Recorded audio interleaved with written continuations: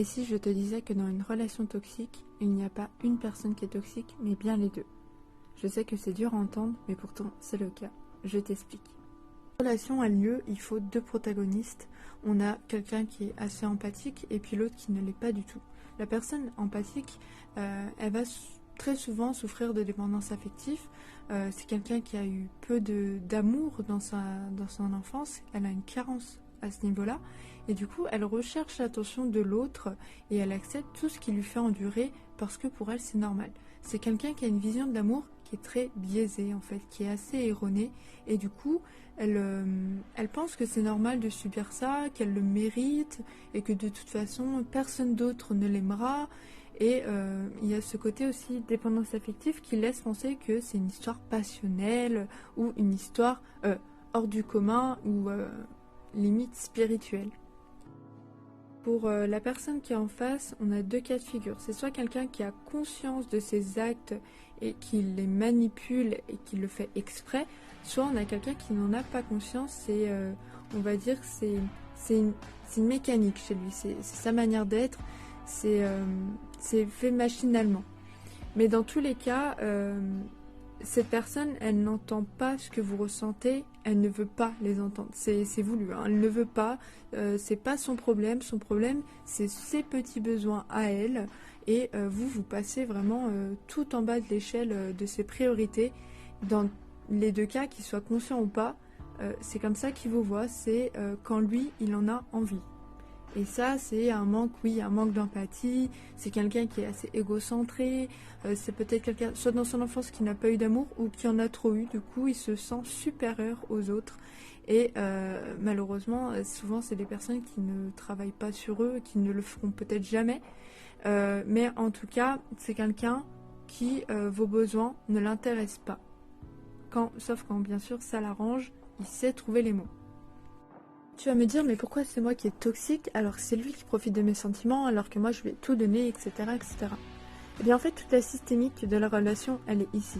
C'est ce qu'on appelle le triangle de Karpman. C'est-à-dire que de base, tu te positionnes en tant que sauveuse dans la relation. Lui, c'est la pauvre victime, c'est la personne qui a une enfance compliquée, il a eu des relations compliquées, s'est fait tromper, s'est fait...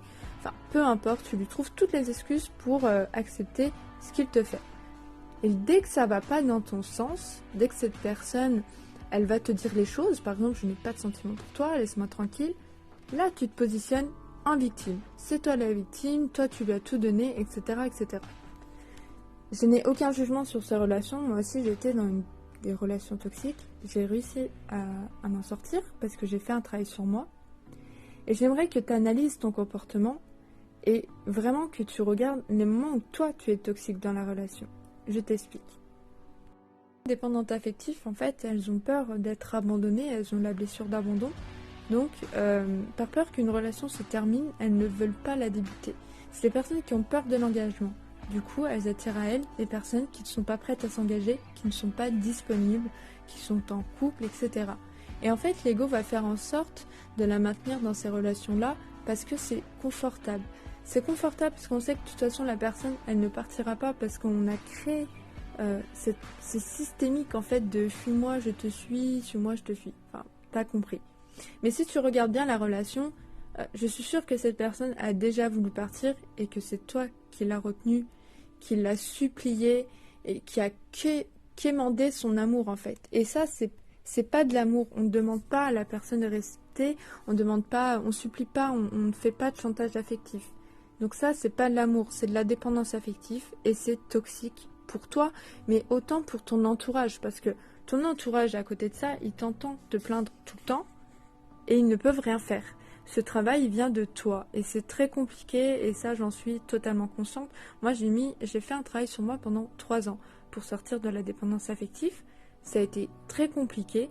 Et ça dans tout domaine, hein. Ça peut être amical, ça peut être familial, ça peut être aussi sentimental, c'est dans tout domaine et c'est très compliqué parce qu'on se cherche toujours des excuses, on essaie toujours de voir le bon côté de la personne et c'est pour ça que je dis que la première personne elle est empathique parce qu'elle essaie toujours de voir le bon côté et c'est pas forcément bon pour soi.